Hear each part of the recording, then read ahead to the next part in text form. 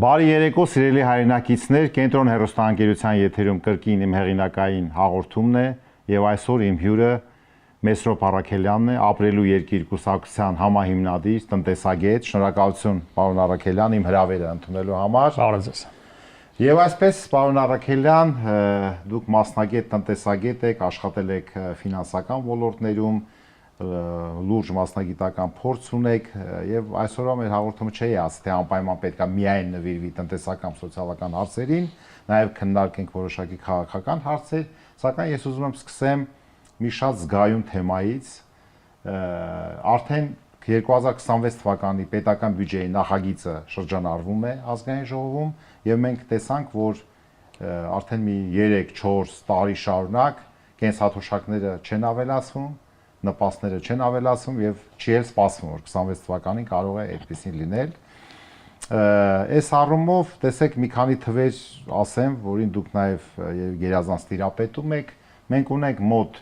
490,000 աշխատանքային կենսաթոշակառուներ, եւս 80-90,000 այլ կատեգորիաներ, ծերության կենսաթոշակ, աշխատամության եւ այլն, ասենք մոտ մի փոքր պակաս 600,000 թոշակառու։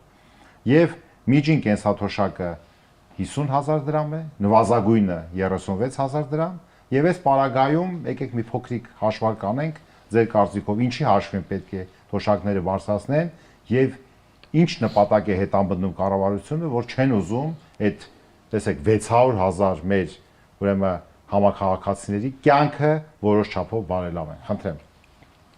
Բավականին կարևոր հարց եք բարձրացնում, ոչ միայն այս տարվա, այլ նաև եթե ցենց հետ գնանք տասնամյակներով, նոր անկախ Հայաստանի ցավոք ամենախոցելի խումբն է դառնում կենսաթոշակառուները, առաջին հերթին հենց այդ թոշակների ցածր լինելու պատճառով, թեև տարբեր տարիների ընթացքում որոշակի բարձրացում լինում է, բայց հաշվի առնելով գնաճը կամ բարձրացման այդ փոքր տեմպերը, միևնույնն է, այսպես ասած, արժանապատիվ թոշակ ստանալուց ցավոք մեր թոշակառուները հեռու են։ Եվ ի տարբերություն աշխարհի բազմաթիվ երկրների մեր մոտ ավելի շատ ընտանեկան բյուջե հասկացություն կա եւ թոշակառուները, այսպես ասած, մեծ ընտանիքի մաս են կազմում, երեխաների, թոռների հետ համատեղ ապրելով, եւ միայն սա է այն պատճառը, գործոնը, որ այսքան սուր չի զգացվում, որովհետեւ եթե մենք առանձին նայում ենք մեկ թոշակառուի եւ այդ եթե ինքը պետք է ապրի առանձին ու ապրիել չէ, իր ծախսերը հոգա բացառապես սեփական միջոցներով, զավակի խայտարակ պատկեր է եւ շատ ներողություն, հետաքրքիր միտք արտահայտեցիք, շատ կարեւոր եմ համարում, այսինքն այն միատար բջիջը, այսպես մոնոտոն կանգուն բջիջը մեր իրականության մեջ դա ընտանիքն է, բայց դա միայն հայերին չի բնորոշ։ Շատ երկրներում ընտանիքը, ինչպես ասեցիք, միգուցե համատեղ չապրեն, բայց մեջքին կանգնած լինել, սատարել, դա շատ ժողովուրդների մոտ կա։ Եվ այս առումով, բայց դու համաձայն եմ նրան, որ այո, այդ ցածր կենսաթոշակի մակարդակը տարալուծվելով ընտանեկան բյուջեի եւ փոխհատուցման շրջանակի մեջ, այո, այդպեսի սուր Որովհետև եթե մենք առանձին վերցնենք միջին կենսաթոշակը 50,000 դրամ, այսինքն մեկ անձը 50,000 դրամով ուղղակի հնարավոր չէ ապրի, որովհետև ասենք նույնիսկ 1500 դրամից մի փոքր ավել է դառնում օրվա ծախսը։ Բայց ինչքան ծերեր կան, թոշակառուներ կան, որոնք իսկապես կախված են միայն դրանից, չէ՞ որ բոլոր ընտանիքներում այդ վիճակը չի։ Չէ, հետո նախ սկսենք անկախ ամեն ինչից, մենք ունենք 25% աղքատություն, այսինքն ընտանիքների 25%-ը ունենալով թեկուզ նույն մեծ ընտանիքներ են, որտեղ ներգրաված են նաև կենսաթոշակը, այդ ընտանիքները աղքատ են, այսինքն բավականին լուրջ խնդիր է, եւ ըստեղ մենք ընդհանրապես հիմա տարբեր խոսակցություններ է գնում, տարբեր քաղաքական ուժեր, ու այդ բազմից եղել այդ կենսաթոշակների բարձրացման անհրաժեշտությունը։ Այստեղ շատ կարևոր է հասկանալ այդ կենսաթոշակների բարձրացման ճիշտ մոդելը ընտրել, որովհետեւ ասել դե կենսաթոշակները պետք է 50% բարձրանան, 2 անգամ, 10 անգամ, շատ པարզ հեշտ է հնչում։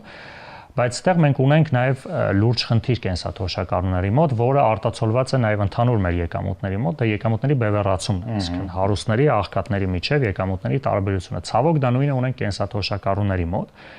եւ 2018 թվականի Տիկին Թանդելյանն էր նախարար, այդ ներդրվեց նվազագույն կենսաթոշակ հասկացությունը, որը որոշակիորեն մեղմեց, այսինքն եթե հաշվարկով որոշակի կենսաթոշակը ցածր է լինում, բայց դրանից ներքև չի կարող լինել, որը հիմա մոտ 36,000-36,500 դրամ է։ Ներողություն, կշարունակեք հիմա, պարոն Առաքելյան, ես մեր հեռուստադիտողներին հիշեցնեմ, որ եւ Տիկին Մանե Թանդելյանը, հետո նրանց հետո մեր հյուրը Մեսրոպ Առաքելյանը, կոնկրետ պարոն Առաքելյանը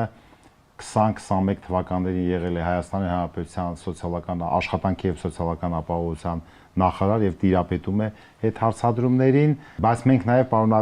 Առաքելյան ասենք, որ տեսեք, եթե մենք վերցնենք նվազագույն կենսապահովման զամբյուղ, այսօր 78-80 հազար դրամ է, պարենային զամբյուղը 43-4 հազար դրամ է, այսինքն այդ պարագայում։ Այսինքն այստեղ մենք խնդիր ունենք, տեսեք, կան թե կենսաթոշակառուներ, որոնք ասենք 100,000 դրամից բարձր թոշակ են ստանում, որովհետև այդ մեթոդը, որ հաշվարկվում է աշխատանքային ստաժով, որոշ մարդկանց ապահովում է, ձեր նշած հենց այդ նվազագույն սպառողական զամբյուղից բարձր կենսաթոշակ։ Հիմա շատ կարևոր է կենսաթոշակների բարձրացման մասին մենք որ խոսում ենք, սկսել ներքևից, որովհետև որ բոլորինը բարձրացնում ես առավել եւս տոկոսով, դա ինչ է նշանակում, այսինքն 40,000 դրամ ստացողինը դառնում է 60,000, 100,000 ստացողինը դառնում է 50,000։ Համ այդ 20,000-ը ավելի քիչ գումար է, որը էլի խնդիր է դառնում, հետո դու ավելի մեծ բեռ ես դնում բյուջեից, երբ որ 50,000 դրամ ես բարձրացնում մի մարդու, որը 100,000 է ստանում, այսինքն միջև բարձրացնելը ստանում էր ավելի շատ, քան այն 49-ը, եթե սարքես 60։ Հետևաբար, այդտեղ շատ կարևոր է ոչ թե բոլորի թոշակները բարձրացնել, առավել եւս պետք է մենք անկեղծ լինենք, պոպուլիզմով չզբաղվենք, չասենք, դե եկեք բոլորի թոշակները բարձրացնենք, այդ 100-200 միլիարդը, տենց իհարկե կարելի է թղթի վրա ասել դե 200 միլիարդը այս կարելի է կրճատել, սա կարելի է կրճատել, բայց իրականությունը այդպես չէ, որովհետև բյուջեն նաև բավականին մեծ ծախսերի անհրաժեշտություն ունի այլ ոլորտներով, հետեւաբար շատ ավելի արդյունավետ է, երբ որ մենք բարձրացնենք կենսաթոշակները նվազագույն տեսանկյունից, այսինքն օրինակ ասենք, որ Հայաստանում նվազագույն կենսաթոշակը պետք է լինի սպառողական զամբյուղի չափ, այսինքն երկու մեթոդ կա, մեկը համաշխարհային բանկի, մեկը առողջապահության նախարարության, այդ երկուսից ամենացածը մոտ 60,000-ի չափ, այսինքն առնվազն գոնե 60,000 կամ 80,000 կամ 100,000, այսինքն սա նաև եկամուտների բևեռացումը կնվազեցնի, որովհետև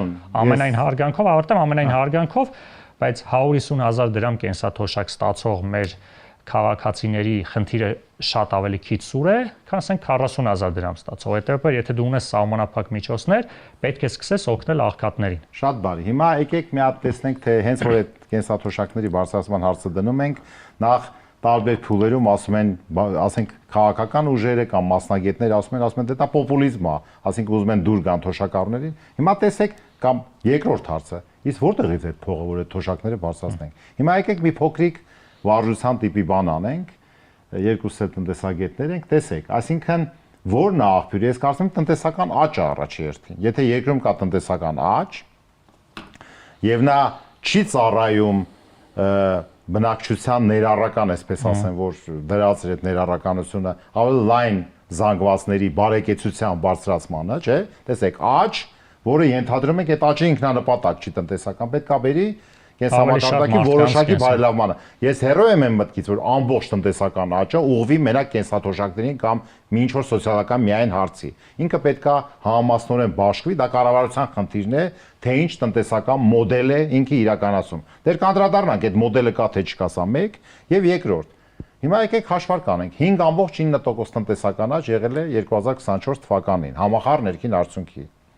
6% այդպես ասենք։ Ընդունենք, տեսնենք 1% տնտեսական աճը, ինչ լրացուցիչ մուտքեր է բերում պետական բյուջե։ Եթե ասենց շատ խոշորացված մի հաշվարկ անեմ, մեր 10.1, ավելի ճիշտ 10.103 տրիլիոն դրամի 1%-ը կանի, ուրեմն 100 տրիլիոն, չգիտեմ, 10 միլիոն կամ ինչքան ինչ-որ մի գումար, 100 միլիարդ 10 դրա մոտ 25%-ը հարկային եկամուտներն են, այսինքն 25 միլիարդ է։ Այսինքն 25 միլիարդ լավ հանենք, դրանից էլ ոչ հարկունակ ոլորտներից ենթադրյալ եկող մուտքերը, ընդունենք գյուղատնտեսությունը չի հարկվում, բայց այսօր գյուղատնտեսությունը, քիչ հետո կխոսենք, մեր համախառն ներքին արդյունքի ընդամենը 7.8%։ Դե մոտ 23-24% հարկերն հարաբերակցությունը, այսինքն մոտ 24-25 միլիարդ, ասենք ենթադրաբար։ Հիմա եթե մենք ուզում ենք մեր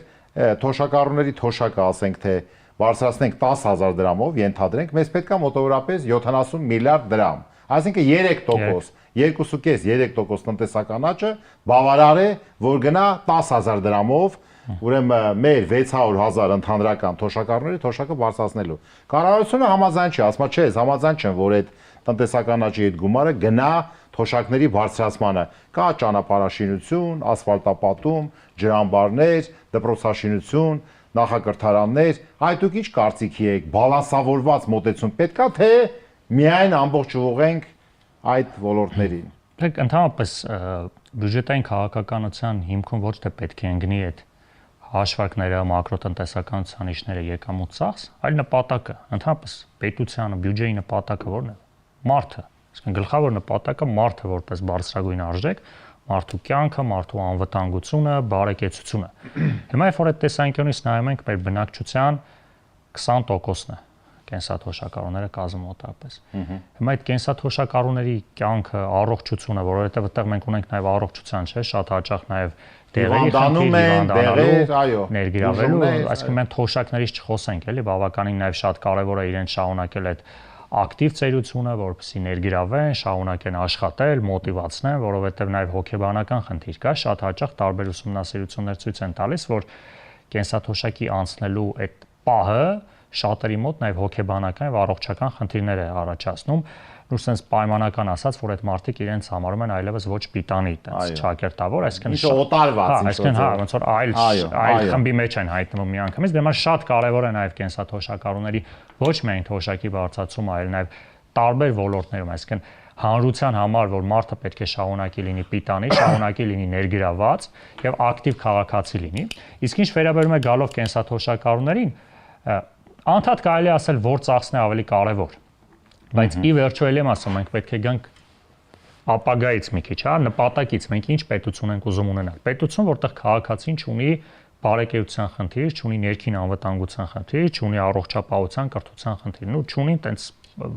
լայն ասած, հա, այսինքն նվազագույնի է հասնում այդ խնդիրները։ Հիմա այդ տեսանկյունից ակնհայտ է, որ կենսաթոշակառուների թոշակի բարձրացումը կենսական նշանակություն ունի։ Առնվազն գոնե դա ֆիքսում ես նպատակ, քայլ առ քայլ գնում ես, որովհետև ինքը ոչ թե ինչ-որ ստատիկ խումբ է, որ ասես այդ որ նշում ենք, ասենք, մի քանի 100,000 քաղաքացիները, կես միլիոն քաղաքացիները, ոչ թե ինչ-որ կոնկրետ քաղաքացիներ, այդ ախր անընդհատ ավելանում են, չէ՞։ Այսինքն ամեն տարի նոր կենսաթոշակառուներ են հայտնվում, այսինքն նոր խոցելի խումբ է հայտնվում։ Ներողություն, ընդհանրապես մենք մեր գործընկերների հետ վերջի 1 ամսվա ընթացքում լինում ենք մարզերում, գյուղական բնակավայրերում, գիտեք, որ Գագիկ Ծառուկյանը հանդես է եկել առաջարկ Հայաստանին, այս ծրագրային, այսպես առաջարկով եւ շրջելով տարբեր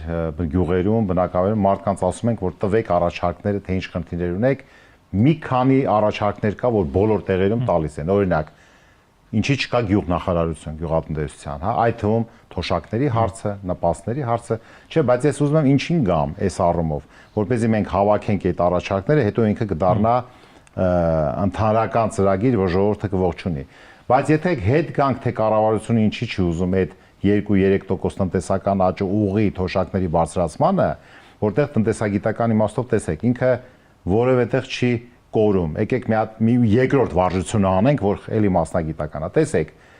չէ՞ որ եթե 600,000 թոշակառուին տալիս ես օրինակ 10,000 դրամ լրացուցիչ։ Ծախսվում է դա։ Ահա, ես այդ եմ ասում։ Ինքը գալիս է, ընդունենք 60 կամ 70 միլիարդ, չէ՞ դրամ։ Այդ 70 միլիարդը տվեցինք տարվան, ամիս 6-7 միլիարդով գնաց պատվեր, ուրեմն ծառայությունների եւ առևտրի ոլորտ։ Թոշակառուն այդ 10,000 դրամը չի խնայելու։ Տրանսպորտ, դեղեր, էլեկտրաէներգիա, գազ, այդ ամեն ինչը նաեւ հավելյալ։ Եվ 3 ամսվա ընթացքում, եթե միավոր այդ շրջանառությունը 30%-ը միջինը գնում է բյուջե, 3 ամսվա ընթացքում այդ փողը հետ է գալու բյուջե։ Այսինքն ստեղ գոնե այսպես երկմտելու երկընտրանքի խնդիր չկա, հասարակ վարժությունն է։ Այսինքն այդ նախ պատվեր կլինի լրացուցիչ կաշխուժանա այդ ոլորտները եւ երկրորդ էլ եմ ասում Եվրոպայում մոտավորապես 45-50%-ը խնայում են միավոր լրացուցիչ փողի։ Մեր մոտ խնայելու տեղ չկա։ Կոչվում է սպառման սահմանային գործակից։ Դենց բան գոյություն չունի։ Ի վերջո, սա մասնագիտությունն է։ Տվեք եւ ստացեք։ Համ նրանց կյանքը կլավանա։ Ճիշտ է, կարող է գնաճային փոքրիկ ռիսկեր առաջանան։ Չեմ կարծում, որովհետև գնաճը կարելի է կառավարել։ 10,000 դրամի բարձրացումը տնտեսության մեջ էական չի։ Սպառման այնպիսի ավելացում չի ունենա, որ գնաճի վրա տենց մեծ ազդի։ Շատ բարի։ Իսկ այդ տեսանկյունից էլ եմ ասում, ծախսերի մասով որ գանք բյուջե, իհարկե նույն ճանապարհաշինարարությունը, ենթակառուցվածքները կենսական նշանակություն ունեն, բայց գալով նպատակից նաև մենք պետք է ֆիքսենք, որ այսօր բյուջեում կան բազմաթիվ անարդյունավետ ծախսեր։ Հիմա նույն այդ սարքում են շատ լավ այդ դպրոցները, մանկապարտեզները, շատ ողջունելի, առավելևս գյուղական համայնքներում, չէ՞։ Բայց արդյոք կան նաև այս անդադ վերլուծում ենք, որ կան մանկապարտեզներ, դպրոցներ, որոնք բավականին փոքր քանակի աշակերտների համար, չէ՞, այսինքն նաև այդ արդյունավետությունը պետք է նայենք, որովհետև շատ կարևոր է որ բյուջետային ծախսը մեծ թվով մարդկանց համար լինի, որովհետև միայն տենց պոպուլիզմի համար գեղեցիկ շենքեր սարքել, դրա կողքին չբարձրացնել կրթության որակը։ Հիմա էլի ասենք սկսել են, չէ՞,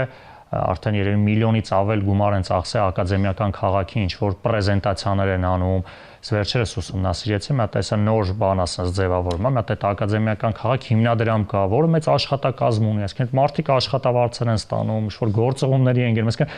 թվում է sense փոքր գումարներ են, բայց բյուջետային կառավարումը հենց այդ փոքր գումարների արդյունավետությունը գտնելն է, չէ՞, հիմա կարելի է անընդհատ գտնել, որտեվ երբ որ ասում ես տենց հադը մի 100 միլիարդ փող է պետք թոշակառուների համար, այդ 100 միլիարդը մի թվով ոչ միտեղ չկա, բայց կա 100-ատ 1 միլիարդ, կա 1000-ատ 100 միլիոն, եկեք 1000-ատ 100 միլիոն ծախս գտնենք։ Այսինքն տենց որ ասես մի թվով 100 միլիարդ է որտեղից վերցնենք, բազմաթիվ անարդյունավետ ծախսեր են անում, ասենք այս քանի տարի է Մարգարայի անցակետ են, չէ՞, մոտավորապես 2 թե 3 միլիարդ դրամ տվել են Մարգարայի անցակետ են կառուցել, սպասելով որ Թուրքիայի սահմանը բացվելու է։ Հիմա դրա համար այսքան տարի այդ անարդյունավետ ծախսի համար, որ այնտեղ մարդ չի աշխատում, ինչ որ մեկը պատասխան տալու է, թե չէ։ Այսինքն այնքան բազմաթիվ օրինակներ կան, որոնք կարելի է նստել են, որ ուղղակի մի թերթել բյուջեն տեսնել կամ բյուջեի հաշվետվություն։ Տեսեք, ուրեմն եկեք սենց անենք, ճիշտ է, երբ որ ժողովուրդը քվե է տալի տվյալ կառավարությանը, արդեն կառավարությունը լեգիտիմ իրավունք է ձեռք բերում իրականացնելու այն ծրագիրը, որ ինքը 5 տարվա կտրվածքով ի վերուստ հաստատել է, ասենք կառավարության գործունեության ծրագիր։ Դրանց առաջերը նախընտրական ծրագիրը ֆիքս է։ Նախընտրական ծրագիր, հիմա եկեք սենց նայենք, ասինքն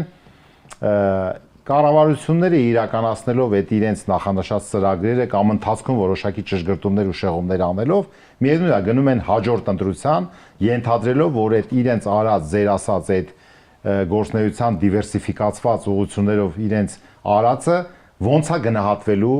5 տարի հետո կամ չգիտեմ ինչքան ժամանակ հետո ընտրողի կողմից։ Հիմա տեսեք, այսինքն եթե իրենք ունեն ուրեմն 300 դպրոց 500 մանկապարտեզ ծրագիրը եւ հետո եթե ընդունենք վերընտրվում են, էլի պետքա շարունակեն, որտեվ մանկապարտեզը բայց սրանք հələ չեն ավարտել էս։ Հələ չեն ավարտել։ Հիմա տեսեք, այսինքն այն գերակայությունները, առաջնահերթությունները, որ իրենք դնում են թե մանկապարտեզը, դպրոցը, ճանապարհը, թե թոշակը, ընդունենք նվազագույն աշխատավարձը, թե նպաստը, արդեն իրենց այդ իշխող քաղաքական ուժի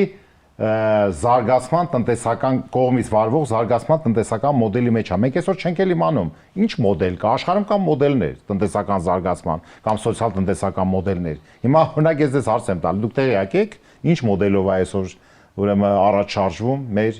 կառավարությունը։ Մոդելը ո՞րն է։ Պոպուլիզմի մոդել դնենք։ Դե հիմա չէ, պոպուլիզմ ասելը քիչ է, պետք է մենք կարողանանք մասնագիտական տնտեսական այն մոդելն է, ասենց որ մի քիչ եգնանքով, այսինքն ավելի որ ինչ անեն, որը ավելի շատ պոպուլիզմը պարունակում իր մեջ։ Չէ, բայց ներողություն։ Որտեւ եթե տնտեսական պոպուլիզմը ներողություն ինքը ձայներ բերում է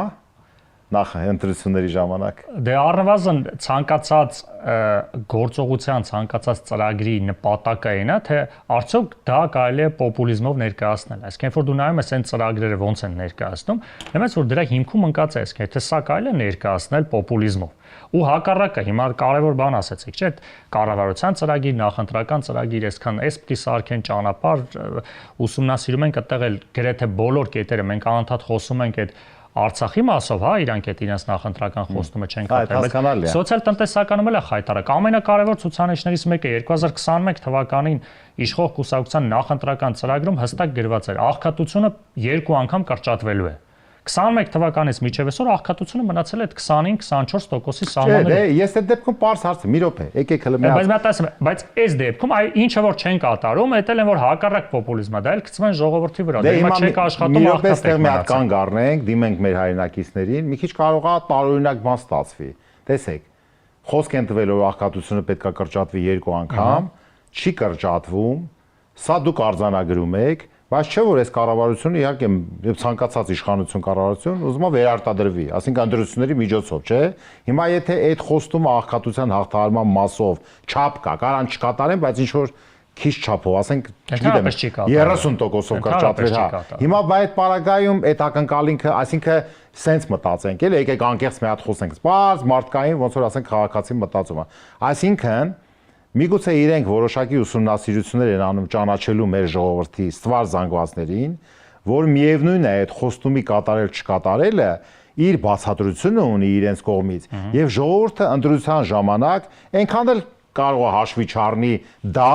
այլ կարող է հաշվի առնի, պարզ եմ ասում, այդ նույն դպրոց մանկապարտեզ ճանապարհ կառուցելը։ Եկեք մի րոպե sense էմոցիաներին չտրվենք, sense ավելի սառնասիրտ գնահատենք։ Այսինքն իրենց ծրագրում նաև այլ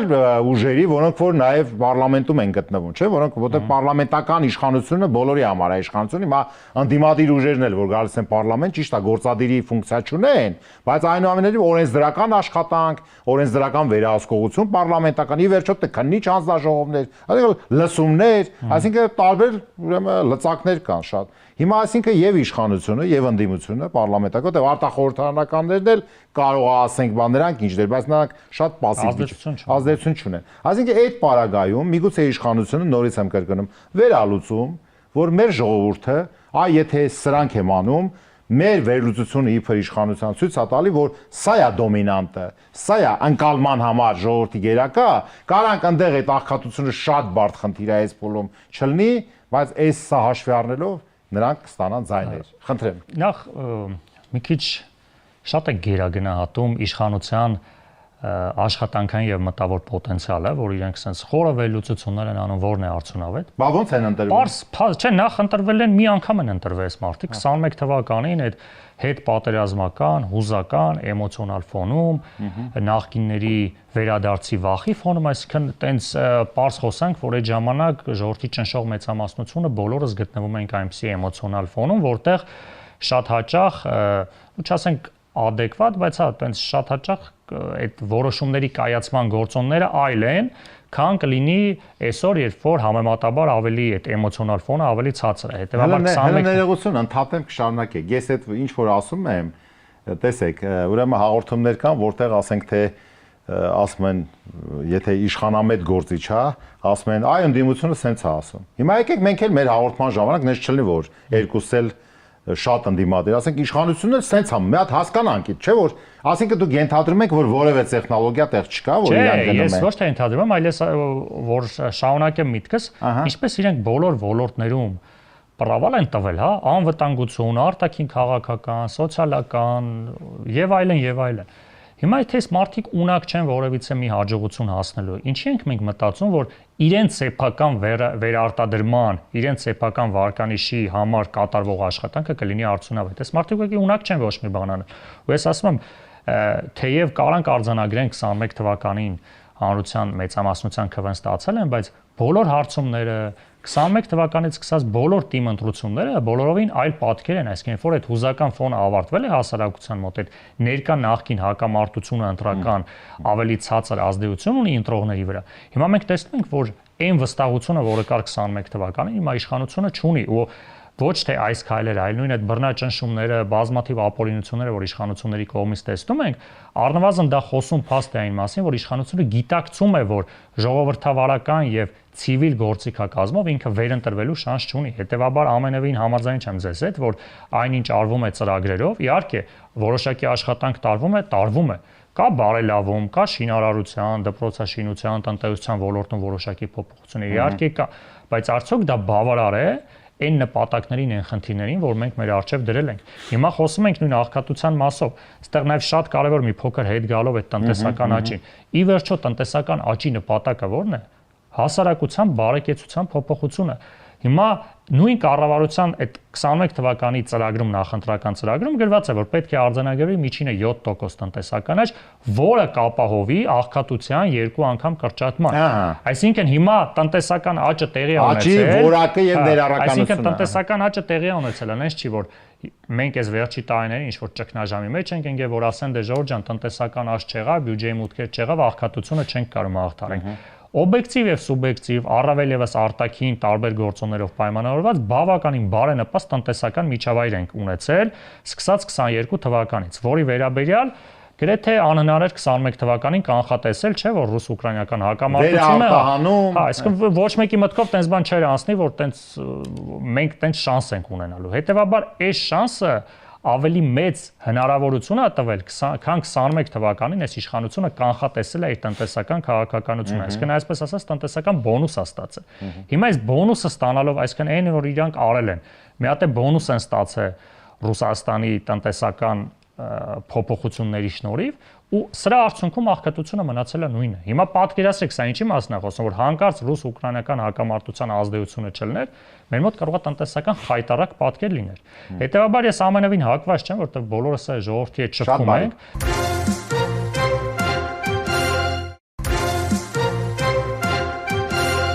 Հիմա մենք գանք ի վերջո մենք ասեցինք սոցիալ-տնտեսական զարգացման մոդելը որն է, սա մեկ եւ երկրորդ։ Հիմա այդ մոդելի մասին որպես այդտեղ տեսական մեկնաբանություններ չանենք, թե, չգիտեմ, անձնակենտրոնն է, փոքր միջին բիզնեսն է, անկյունակարը, թե ինքնակազմակերպված հասարակությունն է, վերջը աշխարհում տարբեր մոդելներ կա, դա մի կողմ եմ դնում։ Հիմա եկենք մենք նայենք ի վերջո տնտեսական աճի մասին դուք էլ ասեցիք, շատ կոնկրետ, որպեսզի այդպես օթային բաներ չխոսենք։ 2024 թվականին եղել է 5.9% տնտեսական աճ։ Համախառն ներքին արդյունքի աճ։ Նախ ես որպես ոչ թե հաղորդավար, որպես այսպես ընդդիմախոս եմ խոսում, նախ նայենք թե այդ համախառն ներքին արդյունքը իրանից ինչ է ներկայացնում մեզանում։ Մենք ունենք 11 տրիլիոն, արդեն ասեցի դրամ համախառն ներքին արդյունք, մի հատ կառուցվածք նայենք էլի։ Ժողովրդին ասեմ, ունենք 1 տարվա ընթացքում ստեղծված ամբողջ արդյունք Հայաստանի, մի հատ տեսնենք ճյուղերից, մեզ եւ ձեզ հայտնի այդ ճյուղերից, որը ինչ տեսակարգ շիռ ունի։ Ուրեմն սկսում եմ ամենաառաջատար իմ կարծիքով ճյուղը դա արդյունաբերությունը պետք է լինի։ Արդյունաբերությունը ընդամենը մեզանում շուրջ 15% է, այդ 15%-ի մեջ էլ ուրեմն մշակող արդյունաբերությունը 9.5%, 3% գազ, էլեկտրաէներգիա, ջուր, այդ ոլորտները, որ ներառված է այդ 15-ի մեջ, եւ եւս 3% հանքագործական արդյունաբերությունը։ Այսինքն այն մշակողը 9.5%-ը ամբողջ համախառն ներքին արդյունքի մեջ շատ չնչին տեսակարգ շիռ ունի։ Սա մեկ, հələ կանդրադառնանք։ Երկրորդ ճյուղը, որ պետքա շատ մեր կողմից զարգացող գյուղատնտեսություն, ընդամենը 7.8%, շինարարություն 7.1%, եւ ուրեմն ծառայությունների ոլորտը 45%, մեծածախ մանրածախ առևտուրը 14-14.5% եւ 10% հարկեր, զուտ հարկեր, հա։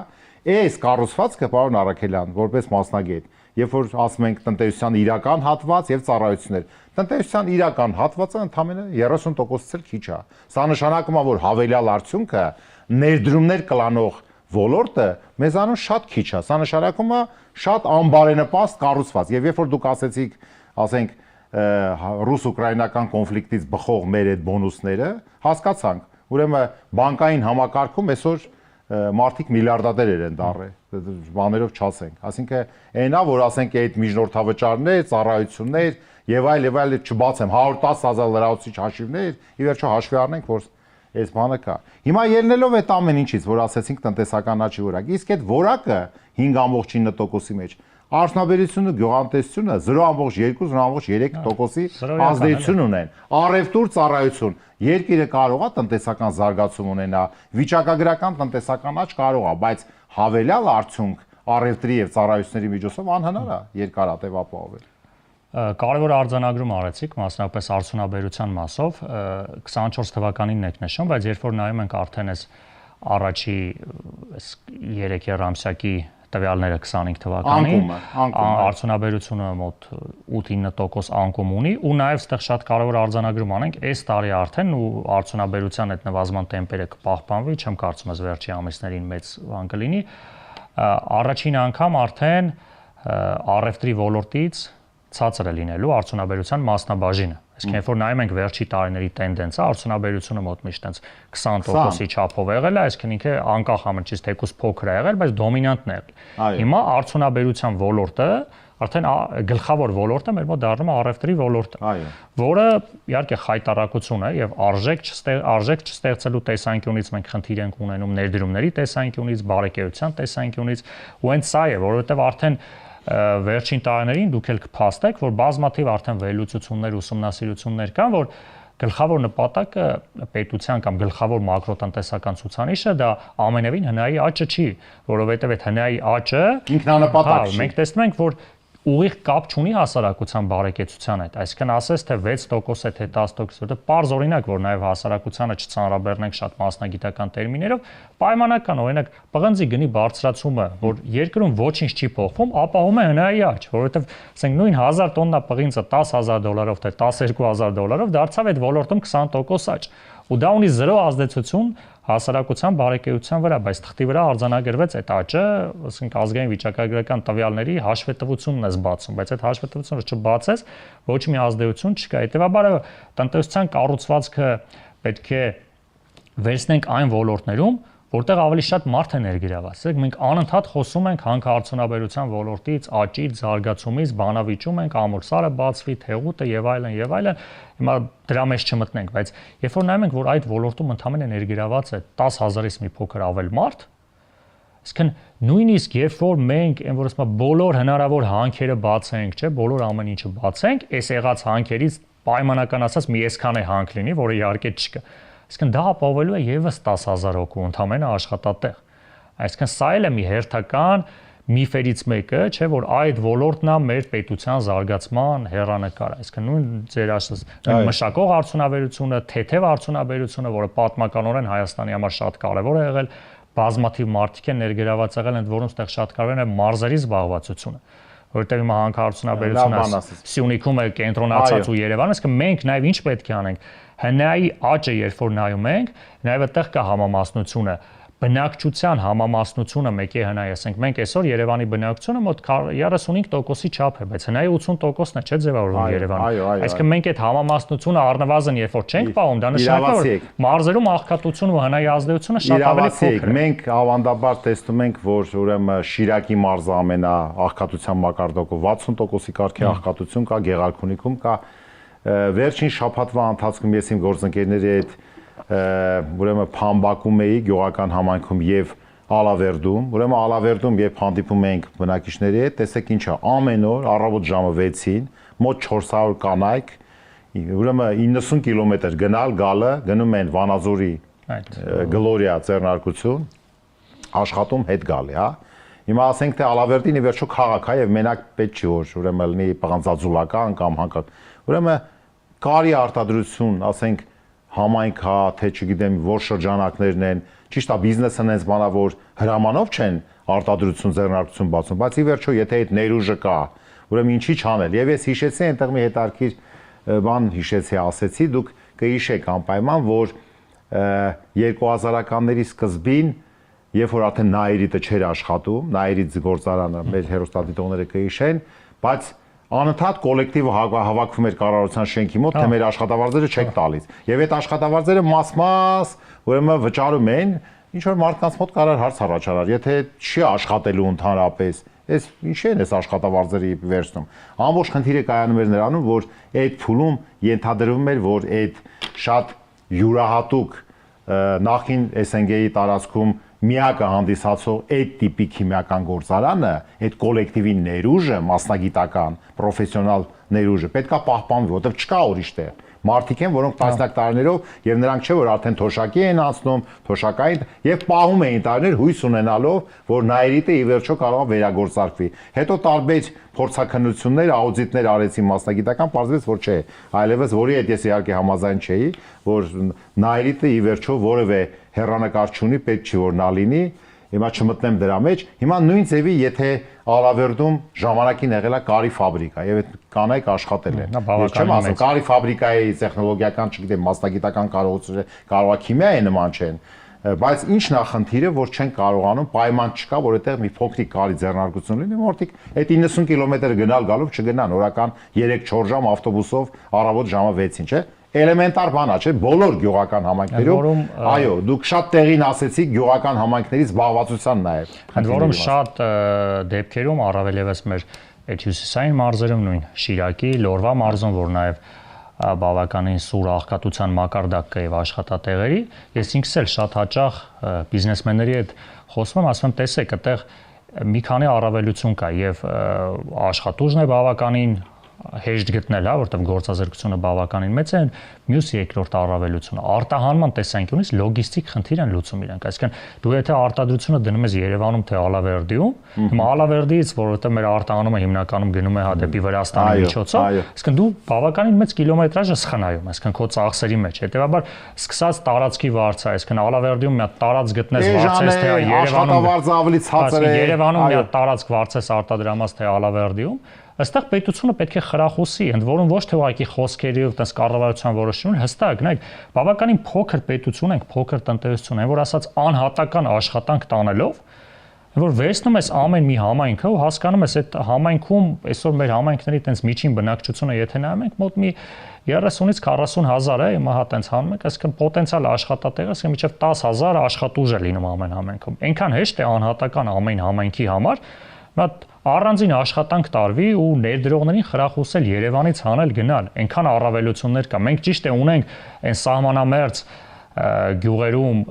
հարկային որոշակի արտոնությունների, բայց ես էլ բազմիցս խոսում եմ, բայց այդ օրենքի ձևակերպումներն են, որ այդ մարդիկ որ ասում հիմնավորվում են, որ ոչ մի օգուտ չի տալիս իրանց, էլի, այսինքն հիմնական հարկերից չեն կարողանում ազատվել։ Պարոն Արաքելյան, այո, դուք իրավացի եք, տեսեք, ուրեմն ավելի հեռավոր մարզերում, գյուղական բնակավայրում, թեկուզ փոքր քաղաքներում, այո, կարող ենք ասել նույնիսկ հանրային սննդի օբյեկտում գները երևի 2 անգամ ավելի ցածր են, քան Երևանում։ Այսինքն տեսեք, Երևանում եկավ կենտրոնացավ այդ ամբողջ գալիս են մարզերից տաքսի են վարում, աշխատում հետ են գնում, չէ՞ որ ուսանողների մի մեծ մաս էլ այսօր ուսանողների երևի 80%-ը սկսած երկրորդ կուրսից իրանք նաև առևտրի սպասարարությունների ոլորտում աշխատում են, որ իրանք ուսման վճարները տան։ Այսինքն այդ բոլորը մարզերից գալի կուտակում է Երևանում, այնտեղ ավելի այսպես ավելի ոչ խիտ դաշտ է մեղմ ասած առաջանում մարզերում, որտեվ գները իջեցնում են, որպեսզի գոնե ներգրավեն ինչ-որ այցելուներ եւ այլն։ Սպառողները բավականին քիչ են։ Եվ այդ պարագայում հիշում եք մի ժամանակ ասում էին, իսկ Հայաստանը ինչով է գրավիչ, ասում են էժան աշխատուժով, չէ՞, հիմա դա անցավ։ Կոնկրետ եթե համախառն ներքին արդյունքի 80%-ը Երևանում է, այլևս բանվորը 12, 14, 15 հազար դրամով է օրական ոչ այսպես որակյալ ուրեմն աշխատանքով աշխատում, ասենք թե ինչ կնես բան գները, ասենք 12, 14, 15 դոլարի է վերացում ես։ Այո, վերացում ես, ասինքն լուրջ։ Սա նշանակում է, որ վերջին տարիներին, վերջի 7-10 տարիների ընթացքում տեղի ունեցել եւ զբաղվածության ոլորտում եւ տնտեսության մեջ կառուցվածքային տեղաշարժեր, որոնք նոր իրողություններ են առաջացրել եւ բիզնեսը այդ իրողություններին պետքա արձագանքի, բայց բիզնեսը նենց միտեղ չի, որ այդ կնոպկան սխմես, ասես բիզնես, այս հենց է դու արձագանքի, բայց չէ որ կան նախարարություններ, կոնկրետ էկոնոմիկայի նախարարություն եւ այլ, որոնք պետքա այսպես կոչված որոշակի երաշխավորություններ, ռեկոմենդացիաներ տան, չեմ ասում լայն խորհրդատվություն, բայց երաշխավորություններ տան եւ ապագա ընթացքի համար խաղի կանոնները չփոխելու պայմաններ առաջարկեն, սկսած հարկային օրենսգրքի փոփոխություններից վերջացրած ներդրումների խրախուսման եւ կաջալերման։ Այսինքն այս անորոշությունները, ինչի Հայաստանում ես ենթադրում եմ տարեկան պետք է 5-6-7 միլիարդ դոլարի ներդրում, ինչի չի գալի, որովհետեւ տեսեք, էս էլ մասնագիտական բան, խոշոր ընկերությունների մեծ մասը իրան շահութաբերությունները իրան նվազագույնից իջել է ավելի քիչ, իջել է եւ նրանց բաժնետերերը հիմնական, որոնք Հայաստանում չեն ապրում։ Իրանց համար մեկ է այդ բիզնեսը կլինի Հայաստանում, Վրաստանում թե ուրիշտեղ։ Իրանք եթե շահութաբերությունը արդեն 4-5 տարի իջել է, ասում են վաճառեք, տեղափոխեմ կապիտալս ուրիշտեղ։ Սրա հիմնական վաճառներից մեկն է, անկեղծ ասած, ոչ թե շուկայական միտումներ եմ ես տեսնում, այլ դուք արձագանքեք։ Այնուամենայնիվ բիզնեսը եւ սեփականությունը Հայաստանում չունի անձեռնմխելիություն։ Եթե այդ անձեռնմխելիությունը պետությունը չի երաշխավորում, տեղ ուրեմն լրջագույն խնդիրներ առաջանում խոշոր ներդրումներ ներգրավելու առումով։ Միանշանակ համաձայն եմ, որովհետև իհարկե անվտանգային միջավայրը Հայաստանի շուրջ առավելևս վերջին տարիներին գլխավոր ռիսկն է եղել ներդրողների համար, բայց նույնիսկ եթե հետել են գնում, այսօր Հայաստանում կուտակային որպես պաշարային ներդրումներ ասենք, ընդամենը մեկ երկիր կա, Ռուսաստանն է, որի ներդրումները գերազանցում են 1 միլիարդը։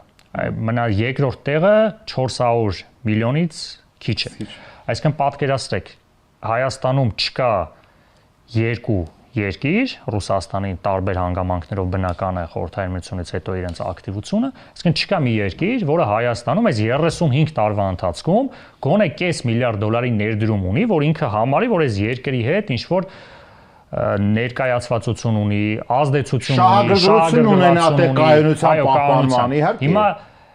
պայմանական ասած մենք մի մոդել էինք առաջարկում, որ նաև արտարերկրյա ներդրումների համար, որ Հայաստանում պետք է առնվազն 10 երկիր, առնվազն 1 միլիարդ դոլարի ներդրում ունենա, որ առնվազն 10 երկիր ունենա որոշակի շահեր, որովհետև այսօր համաշխարհային տնտեսության մեջ 1 միլիարդն է արդեն ծիծաղելի փոքրտի, որ մնաց 3-400 միլիոն։ Մենք խոսում ենք հանուն Միացյալ Նահանգների հետ լավ հարաբերությունների, մեր բարեկամ գլխավոր երկրներից մեկի Ֆրանսիայի հետ, բայց երբ որ նայում ես այդ երկրների ներդրումները այս 30 տարվա ընթացքում են, որ երևի իրանց վիճակագրության մեջ չի երևում այդ 100-200 միլիոն այդ մեր համարաթիվ, ասենք հիմա Միացյալ Նահանգների Ֆրանսիայի համար 100-200 միլիոնը վիճակագրության մեջ վգեցէ այլ, այսինքն պետության անունն է գրած քաշը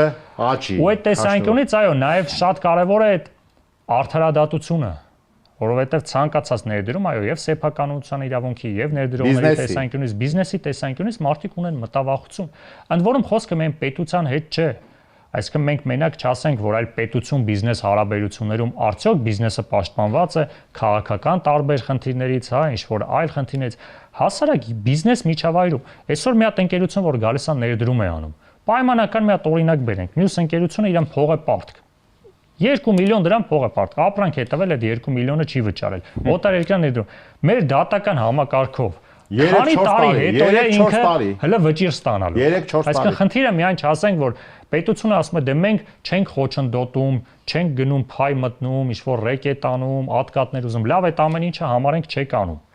Բա բիզնես միջավայրի մեջ արդարադատություն ասում եմ։ Մի հատ դատարան հայց էս ներկայացնում, ասենք, այս տարի էլ չկա, ասում են, լավ, մյուս տարի գարունը առաջին իստը կնշանակի։ Բա որ մի հատ է փորձաքննություն նշանակի։ Հա, կամ մեկն է մի հատ բողոք հարկում է, որ նույնիսկ ասում եմ, այդ չլինի, եթե ամեն ինչ թողես, մի քանի տարի հետո, իսկ դա ի՞նչ է նշանակում, փողի գին, ռիսկեր, չէ՞ մարդը ներդրում է անում ու ասենք մի 2-3 տարի սպասում է։ Այսինքն Հայաստանի բիզնեսմեններն են ամեն ձև խուսափում դատական համակարգից, իրավական համակարգից, բա օտարերկրյա ներդրումները իսկ մեզ թվում է թե այդ ամեն ինչից տեղյակ չեն, բայց ցանկացած օտարերկրյա ներդրում, ցանկացած մարդ, որը 100 միլիոն դոլար ներդրում է անում, այնքան ուսումնասիրություն է, որ նույնիսկ մենք չենք անում այդ վերլուծությունը։ Շատ բարի, պարոն Առաքելյան, մենք գայթակղվեցինք, բայց հաճելի էր այս գայթակղությունը, որ մասնագիտական եւ գիտեք ինչ, նաեւ այս լեզվամտածողական մեր մոտեցումները պետք է այնպեսին լինի, որ մեր հասարակությունը, մեր հրաշտադիտողները հասկանան, տեսեք, աղքատություն, կենսաթոշակներ, եկանք դեպի խոշոր բիզնես, բիզնեսի անձեռնմխելիություն, այս ամեն ինչը կենսական իրողություններ են, որ մենք ապրում ենք դրա մեջ եւ Հայաստանում ապրելու ճիշտ է առաջին նախապայմանը անվտանգային համակարգն է, մեր հայրենիքն է, մենք ստեղից որևէ տեղ չենք պատրաստվում գնանք, բայց բոլոր դեպքերում մեր ժողովուրդը արժանի է լավ միջավայրում, բարենպաստ միջավայրում ապրելու եւ այս անընդհատ ներքին կոնֆլիկտային իրավիճակը ինչ որ պետք է մի բան ապացուցեն թե որն է լավ, որն է վատ, որն է ճիշտը, որն է սխալը, որն է պատմականը, որն է, չգիտեմ, ներկան, այս ամեն ինչը ի վերջո կարող է մարդկանց մոտ խոր հիասթափություններ առաջացնի։ Իհարկե մարդիկ էլ պետքա դիմադրողականություն ունենա, որովհետև որտեղ որ կա մարդ ու գործող, մարդ ու ֆակտոր, միշտ ամեն ինչ հաղթահարելի է։ Արագ լավատեսությամբ լցվելու։ Ես մեր հայրենակիցներին կոչ եմ անում միշտ լավատեսություն ունենալ, չնայած տարբեր վերլուծություններին, սենց է չէ միտքը, մոտիկանում են փողոցում թե ինչ է ալնելու, ասում ձեզ ինչ է կախված, վերջին, լավ, ով գիտի թե վերջին ինչ ալնելու։ Դրա համար պարոն Առաքելյան, շնորհակալություն այս հետարքիր, այսպես բազմաբովանդակ քննարկման համար։ Մենք չքննարկեցինք այն, ինչ որ բոլորն են քննարկում, որտեղ մի քիչ զերծ մնացինք քաղաքական, որտեղ այդ քաղաքականը, ես չեմ առանձնացնում քաղաքականը եւ քաղաքատնտեսական, այ վերջո քաղաքականն է թելադրում տնտեսական գործընթացների որակը եւ վեկտորը, բայց ես ուզում եմ մի տաղավարում միշտ մենք քննարկենք այնպիսի հարցեր, որոնք մյուս տաղավարներում չեն քննարկում։ Ասենք երիքա, որ այնտեղ քննարկում են, ստեղ էլ այլ բաներ, դրա ժամանակը հələ կգա։ Շնորհակալություն։ Ես էլ եմ շնորհակալ։ Սիրելի հայրենակիցներ, կհանդիպենք հաջորդ շաբաթ։